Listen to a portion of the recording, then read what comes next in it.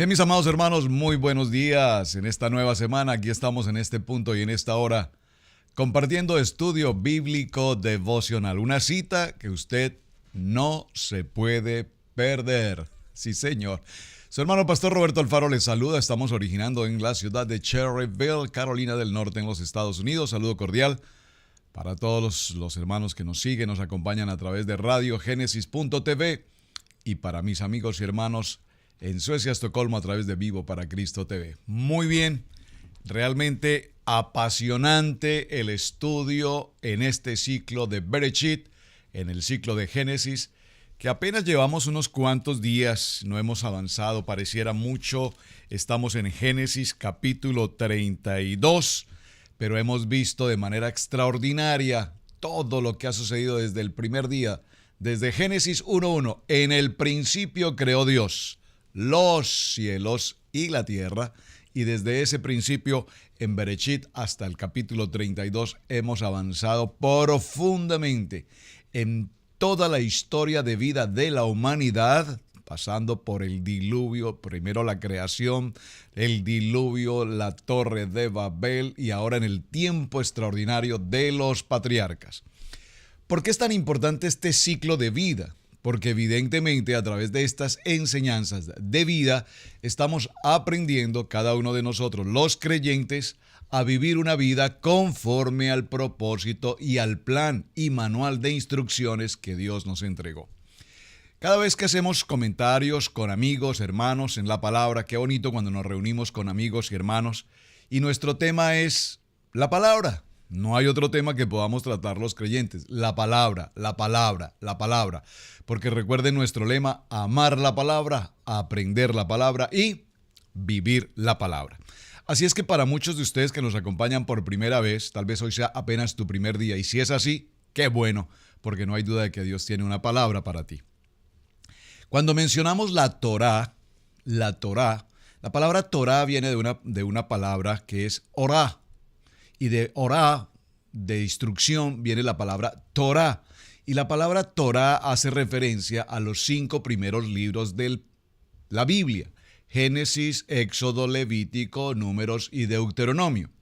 En los tiempos de la traducción de la famosa Biblia Septuaginta, digo famosa porque es una traducción extraordinariamente importante, en la Septuaginta se nos traduce como Pentateuco, y Pentateuco hace referencia a los primeros 5 libros de la Biblia. Pentateuco, primeros 5 libros de la Biblia. Estos primeros 5 libros de la Biblia se traducen en el concepto griego, es decir, penta es una palabra griega, pero en el original hebreo la palabra correcta y la que debemos pronunciar evidentemente los creyentes es la Torá.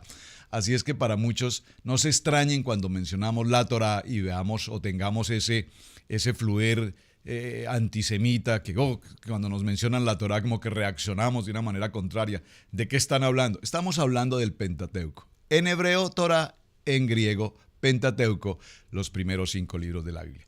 Hecha esta claridad, que de hecho la hago con mucha frecuencia, ¿la hago por qué? Porque hay tanto mal manejo en el pronunciar las palabras correctas. Entonces, cuando usted escucha, amado hermano, la palabra Torá, no se espante, no se asuste, no se preocupe, estamos hablando del Pentateuco. ¿Clara esa situación? Y en este orden del Pentateuco, en el libro de Bereshit en hebreo, Génesis, estamos en el capítulo 32. ¿Por qué menciono todo esto? Porque sé que hay muchas personas que nos acompañan por primera vez y que es importante que tengamos estas claridades para que avancemos en el tema. Capítulo 32, ya vimos la historia de Abraham, vimos la historia de Isaac y estamos avanzando en esta historia apasionante. Hay tanto, hermanos, tanto por estudiar y profundizar en este tema de la vida de Jacob, que realmente sé que nos quedamos cortos. La semana pasada sé que quedamos cortos en el tema, pero necesitamos avanzar. Recuerden que si Dios nos lo permite, y así espero que sea, el siguiente año retomaremos el ciclo nuevamente, el ciclo de Bereshit en adelante hasta que avancemos en el transcurso del año en todo el estudio bíblico de pasta a pasta, de principio a fin, de la Taf a la Alef, que es otra expresión, perdónenme que lo mencione, que también tenemos ese error, no error, son efectos de traducciones. En nuestro abecedario castellano, en nuestro alfabeto castellano, abecedario del español, la primera letra de nuestro abecedario es la letra A y la última es la letra Z. Cuando se hace la traducción al griego en la Septuaginta, nos lo traducen como el alfa y la omega. El alfa y la omega. Y así se predica, así está escrito. El alfa y la omega, que son la primera y la última letra del alfabeto griego. Pero la primera y la última letra en el alfabeto hebreo son en orden, digámoslo, en el orden nuestro, Aleph, la primera letra, y Tap, la última. Pero en el hebreo se lee lo contrario, el Tap y el Aleph. De tal manera que nosotros no diríamos el alfa y la omega, sino la Tap y la Aleph o la A y la Z. Bueno, esto como comentarios generales. Muy bien. Génesis capítulo 32, 33 en adelante será nuestro tema de semana, mucho tema. Por favor, acompáñenme a su texto con su Biblia y lea conmigo. Génesis capítulo 32 en el parashá de la semana, hablando de Vajishla. Vajishla, una palabra que traduce, y él envió. Jacob siguió su camino y le salieron al encuentro ángeles de Dios. Estos ángeles de Dios es importante tener presente que la Biblia los menciona también como mensajeros. Ángeles de Dios, mensajeros. Y dijo Jacob cuando los vio, campamento de Dios es este, y llamó el nombre de aquel lugar Maanaim, dos campamentos, Maanaim, dos campamentos. Y envió Jacob mensajeros delante de sí a su hermano a la tierra de Seir, campo de Edom. Este capítulo 32, para parafrasearlo un poco y avanzar en el tema, nos está narrando la historia en la que Jacob, una vez ha salido de la casa de Labán, su tío, con quien permaneció ya por lo largo de 20 años. En esos 20 años, Jacob sale de ese lugar enriquecido, por supuesto que sí, porque es un hombre laborioso, ha trabajado fuertemente, no solamente enriquecido en su economía, sino enriquecido en su familia. Ahora sale Jacob de la casa de Labán con sus dos hijas, la menor, la mayor, Lea, Raquel, y las dos hijas de Labán, además de otros matrimonios, ¿no? O de otras concubinas, digamos, son dos hijas más, Bilpa y Silpa. Ellas vienen siendo siervas de sus dos principales esposas. Pero como quiera que sea la Biblia, aunque era una costumbre, digamos, típica del momento, no es precisamente lo que la Biblia nos enseña. Recuerden que en el proceso de la creación Dios creó al hombre y a la mujer, una unidad, una pareja.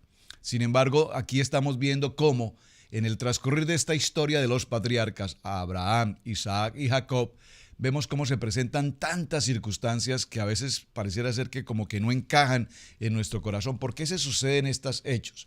Agar, una mujer egipcia, termina siendo mujer de Abraham, con un hijo que no era el hijo del propósito, Ismael. Saraí, una mujer estéril, le entrega a su sierva. Luego nos encontramos con la vida de Isaac, pues su esposa Rebeca, fueron a buscarle una esposa, le trajeron a Rebeca, después de 20 años por fin deciden tener un hijo, aparecen allí en la historia Jacob y Esaú, y estamos avanzando en toda esta historia. Ahora nos encontramos con Jacob. Jacob llega a la casa de su tío Labán en Aram, y allí se encuentra con el amor de su vida, que es Raquel. Sin embargo, en la noche de bodas no le entregan a Raquel, sino que le entregan a Lea. 7 años trabajó por ella, 7 años más decide trabajar por ella, y empiezan a llegar los hijos. Y es importante recordar, estoy parafraseando algo que ya vimos la semana anterior, cómo de la primera esposa, es decir, de Lea, la mayor, vienen los primeros hijos, y dentro de esos hijos, muy importante, aparece Judá, que es el hijo número 4, y ese Judá es tan importante porque de Judá precisamente vendrá nuestro Mesías. Así es que en esta historia, ahora Jacob sale después de 20 años de la casa de Labán y sale en dirección ¿a dónde? A la tierra prometida, a la tierra de la cual él se vio en necesidad de salir, pero la que Dios le dijo, te volveré a traer a esta tierra. Recordemos que Abraham fue llevado a esa tierra, Isaac permaneció en esta tierra, Jacob salió de esta tierra en algo que no era propiamente su intención, pero que tuvo que hacerlo, y posteriormente ahora Dios lo regresa nuevamente a esta tierra. Y allí en este punto vemos cómo aparece la historia de los ángeles. Ya hace una semana anterior hablamos algo sobre los ángeles, ustedes me enviaron testimonios maravillosos de cómo Dios ha puesto ángeles en el caminar de sus días en cada uno de ustedes, muchos de ustedes que me compartieron sus testimonios, y vemos cómo estos ángeles cumplen una función muy importante, sirven a Dios. Sirven a Dios. ¿Qué otra labor cumplen los ángeles? Anuncian, ellos hacen anunciamientos, lo vemos en el libro de Lucas en el capítulo 24, verso 23. Los ángeles glorifican a Dios permanentemente, lo alaban, glorifican a Dios. Estos ángeles cumplen con la tarea de enviar o traer mensajes de Dios a cada uno de nosotros. Son ángeles que también a su vez nos protegen, y esto fue tal vez lo que vimos con mayor incidencia en los testimonios que ustedes nos enviaron. Cómo compartían experiencias maravillosas frente a situaciones muy críticas de vida, de salud, de economía, en el hogar, en los matrimonios. Y sin embargo, ustedes me compartían cómo ángeles de Dios participaron y protegieron su integridad, su vida, su salud de mil maneras. Es decir, que estamos viendo cómo los ángeles cumplen esa labor tan importante. Ellos también tienen esa tarea como de animarnos, de ayudarnos, de estar siempre presentes en todas las circunstancias de nuestra vida.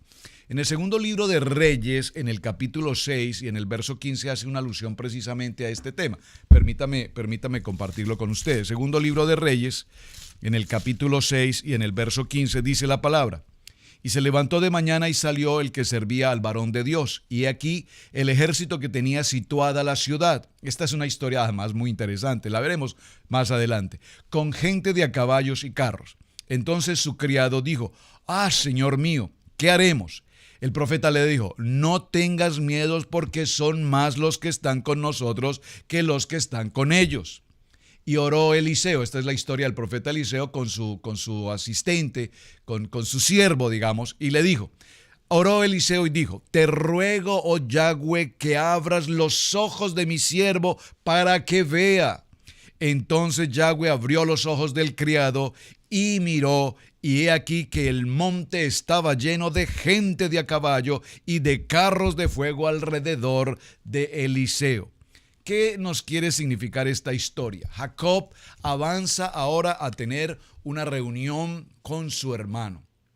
Jacob, ya sabemos, viene de tener la bendición de Dios. Recuerden, Dios le dijo: te entregaré esta tierra, te multiplicarás, serás un hombre fructífero, prosperado, tu descendencia será bendecida, reyes saldrán de ti. Ya viene toda esta historia, la promesa de Dios ya está en Jacob. Sin embargo, cuando Jacob ahora se encuentra frente a su realidad, es decir, frente a su conexión nuevamente con su pasado, con su hermano Esaú, él recuerda cómo desde muy temprano tuvo que pasar por esa historia de mentir a su padre Isaac como consecuencia de una exigencia, comillas, de parte de Rebeca, su madre. Aún sabiendo él que estaba haciendo algo incorrecto y tuvo esa lucha espiritual, él sin embargo accedió a la situación. Esto le obliga a salir de la tierra, de la casa de su padre, y huir en dirección hacia Aram. Toda esta historia para mostrarnos que la Biblia nos enseña con absoluta claridad los errores que aún los grandes patriarcas, hombres de Dios, los sadik, los hombres justos de Dios, cometieron. ¿Por qué? Porque estos errores cometidos por estos hombres de Dios nos van a edificar en nuestra vida personal, entendiendo que como seres humanos cometemos errores, pero que como seres humanos y en la misericordia buena, perfecta y agradable voluntad de Dios, Él en su infinita misericordia tiene precisamente amor para con nosotros. Ahora aquí nos encontramos a Jacob temeroso, angustiado, preocupado. Se va a encontrar nuevamente con su hermano. ¿Y qué hace entonces él? Empieza a utilizar una estrategia, si me permiten decirlo entre comillas, una estrategia de guerra espiritual, es decir, con un discernimiento en el plan de Dios. Y envía, dice el verso 3, envió mensajeros delante de sí a Esaú, su hermano, a la tierra de Sir, campo de Edom, y les mandó diciendo: si diereis a mi señor Esaú, así dice tu siervo Jacob, con Labán he morado y he tenido hasta ahora. Y tengo vacas, asnos, ovejas, siervos y siervas, y envió a decirlo a mi señor para hallar gracia ante sus ojos. Y los mensajeros volvieron a Jacob diciendo: vinimos a tu hermano Esaú, y él también viene a recibirte con 400 hombres con él. Observen que aquí hay algo interesante y es como Jacob menciona mi hermano y dice mi señor. Y se coloca Jacob en una posición de humildad. Por favor, subraye esta expresión, humildad, sencillez. Jacob había sido un hombre tremendamente prosperado en familia, en hijos, en esposas, en riqueza material, pero ante todo tenía en su corazón una conexión sobrenatural con Dios. Si podemos hacer una conclusión en este primer día de semana, de lo que hemos visto de la historia en Abraham, en Isaac y en Jacob hasta este capítulo 32, podríamos notar con claridad que los tres hombres patriarcas que la Biblia nos enseña, ellos trataron de hacer muchas cosas en sus propias fuerzas, en su propia capacidad, es decir, digámoslo con una palabra muy moderna, ellos trataron de ayudarle a Dios. ¿Por qué hago esta reflexión? Porque nos muestra con absoluta claridad cómo nosotros con tanta frecuencia hacemos exactamente lo mismo, es decir, ayudarle a Dios. ¿Cómo? A nuestra manera, con las cosas que a nosotros nos parece que tenemos que hacer, con las cosas que nosotros creemos que es la mejor manera de solucionar. Y cuando hacemos nuestras cosas a nuestra propia manera, nos encontramos con los grandes fracasos y problemas que posteriormente traerán consecuencias, de tal manera que Dios tendrá que hacer cosas para cambiar toda nuestra historia y volvernos al plan original, es decir, al propósito para el cual Él nos ha llamado. En el verso 7 nos dice en el capítulo 32 de Génesis que Jacob tuvo gran temor y se angustió. Por favor, gran temor y se angustió, un hombre que tenía una promesa de Dios en su vida, en la que Dios personalmente le había dicho, estaré contigo, te ayudaré, te cuidaré, todo te saldrá bien. Sin embargo, se encuentra frente a una realidad en la que él sabía que había causado malestar no solamente a su padre Isaac, sino a su hermano Jacob, quien había dicho, mataré a mi hermano. Esta expresión, mataré a mi hermano, cuando la vimos en la porción de Isaac al momento de bendecir a su hijo, recuerden que al tomar la bendición Jacob, Esaú se enfureció, permítanme decirlo de esa manera, se molestó tanto, entró en un estado iracundo y expresa con su boca una palabra que posteriormente, 20 años después, aún le producen temor y angustia a Jacob. ¿Cuál fue? Mataré a mi hermano. Esta expresión podríamos considerar que fue una expresión de momento, fue una expresión de rabia, de molestia, de malestar. ¿Qué tan cierto podría ser que realmente Jacob hubiese estado en la condición de matar a su hermano? Pues bien, han pasado 20 años y ahora la Biblia nos dice qué va a pasar con esta historia.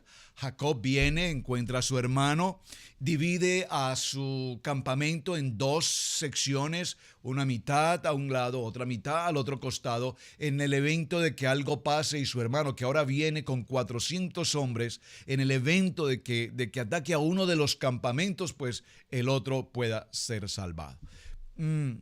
Suena interesante esta estrategia de Jacob, sin embargo, para Esaú, que es un hombre de batalla, que es un hombre de guerra, que es un hombre acostumbrado a ganar, que es un hombre acostumbrado a tomar lo que él quiere, pues posiblemente esa estrategia no hubiese sido muy práctica, porque muy seguramente de haber sucedido así, hubiese atacado tanto al uno como al otro campamento.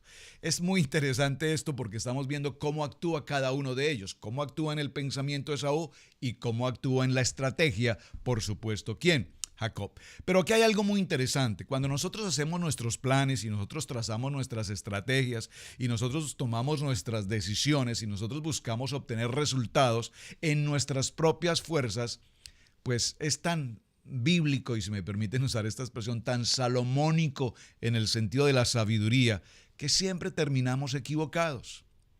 No actuamos de acuerdo al compromiso y al propósito de Dios, siempre queremos hacerlo a nuestra manera. Entonces vemos el ejemplo maravilloso de Génesis capítulo 32 en el verso 9 al 12, cuando nos dice, y dijo Jacob, Dios de mi padre, Isaac, Dios de Abraham, Dios de Isaac, adora. aquí vemos cómo empieza Jacob un proceso de adoración. Diga conmigo, un proceso de adoración.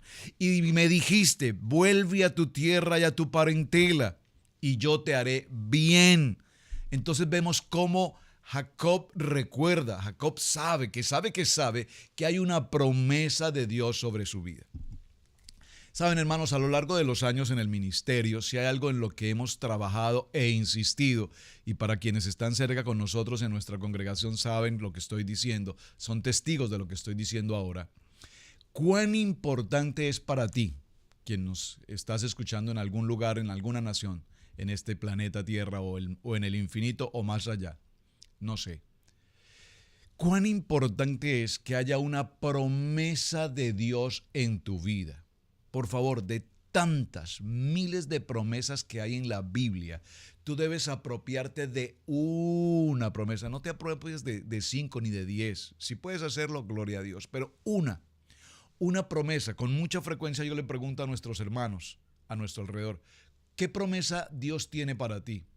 Y la mayoría de las respuestas, en la mayoría de las ocasiones es, bueno, la verdad, no sé, o sea, no tengo una respuesta, no tengo una promesa que Dios me defina.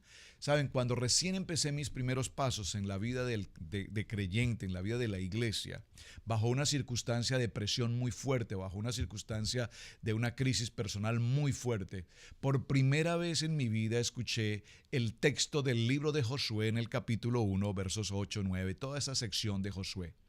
A ti te digo, esfuérzate y sé valiente, no temas ni desmayes. Nunca se aparte de tu boca este libro de la ley, sino que de día y de noche meditarás en él. Solo te digo, esfuérzate y sé valiente, no temas ni desmayes, porque yo estaré contigo a donde quiera que vayas y todo lo que tú empieces te saldrá bien. Y cuando yo escuché por primera vez en mi vida como creyente esta palabra, esta promesa hasta el día de hoy, 22 años después, sigue siendo la promesa que Dios ha dado a mi vida, que ha determinado y ha marcado mi llamamiento, mi vida personal, familiar, económica, integral en todo el sentido de la palabra. Es una promesa que Dios entregó y siempre la recuerdo permanentemente porque el Señor me dice, no temas, no desmayes, yo estoy contigo, sigue adelante frente a las pruebas, frente a las crisis, frente a las adversidades, frente a los conflictos, frente al vituperio, frente a tantas cosas que se enfrentan en 22 años en la vida del ministerio, frente a todo lo que se levante, holocaustos y todo lo demás, no temas, yo estoy contigo.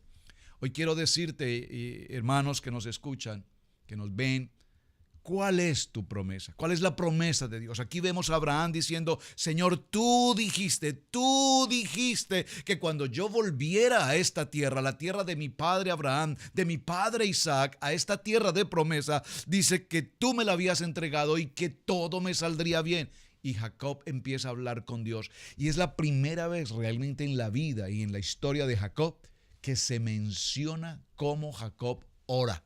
Aquí Jacob está orando. Jacob se encontró con Dios cuando vio una escalera, ángeles subían, ángeles bajaban. Ciertamente este es un lugar de Dios y yo no lo sabía. Dice el texto que allí Jacob invocó el nombre de Yahweh, pero no dice que oró. Aquí es la primera vez que Jacob empieza a tener una oración frente a esa angustia, frente a ese temor que está viviendo, frente a ese encontrarse con su pasado, frente a encontrarse con lo que él sabía que había sucedido, pese a que él había tenido arrepentimiento por años, el techuvá, ese tiempo de renovación con Dios. Pero aquí hay algo muy importante. Él confiesa con su boca su pecado, su indignidad y que todas las misericordias y que toda la verdad que has usado, lo dice en el verso 3, y dice, y empieza a tener un tiempo de agradecimiento con Dios.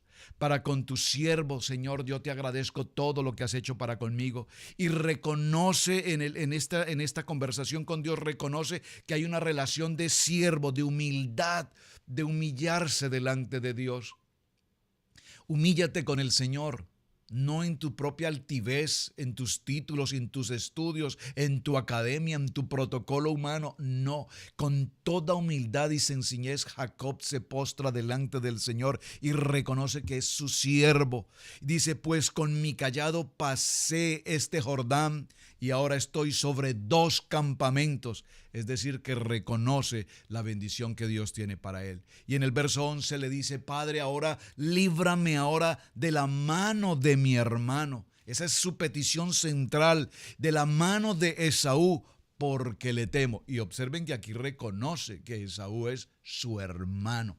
Muy importante. Líbrame de la mano de mi hermano, de la mano de Esaú, porque le temo. Es decir, Jacob reconoce que en su hermano hay un corazón de dureza, hay un corazón de fiereza, de guerrero. Y dice: le temo. Es decir, le temo significa, y veámoslo en una expresión moderna para nosotros hoy, cuando tenemos dificultad con una persona en opinión, en carácter, pareciera ser que nosotros siempre estamos en la posición de ser más que el otro y nunca bajamos esa guardia de querer ser más que los demás, sino que nos ponemos en una posición de control, de dominio. Y aquí Jacob nos muestra: le temo a mi hermano, lo respeto y yo soy su siervo. Qué interesante. Así es que él plantea su angustia, su necesidad, y le dice al Señor que no venga acaso y me hiera la madre con los hijos.